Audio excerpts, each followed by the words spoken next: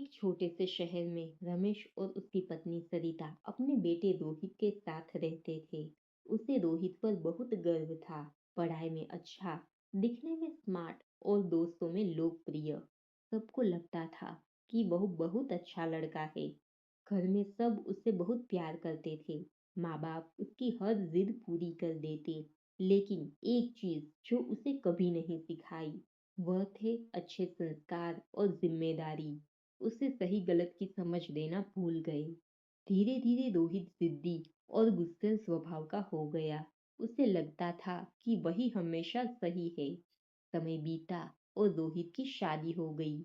उसकी पत्नी नंदिनी एक समझदार और संस्कारी लड़की थी। शादी के बाद उसने देखा कि रोहित छोटी छोटी बातों पर गुस्सा हो जाता है, किसी की बात सुनना पसंद नहीं करता और सम्मान से बात करना भी नहीं जानता। शुरुआत में नंदिनी ने सोचा कि समय के साथ सब ठीक हो जाएगा, लेकिन दिन बीतते गए और घर का माहौल भारी रहने लगा। रोहित को कभी एहसास ही नहीं हुआ कि उनकी बातों से किसी को चोट पहुंच सकती है, क्योंकि बचपन में उसे किसी ने यह सिखाया ही नहीं था। एक दिन रोहित की माँ ने अपनी बहू को चुपचाप रोते देखा।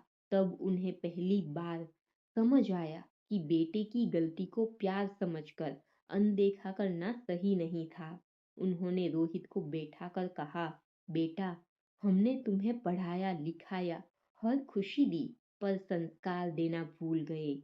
आज उसकी सजा किसी और की बेटी भुगत रही है। यह बात रोहित के दिल पर लग गई।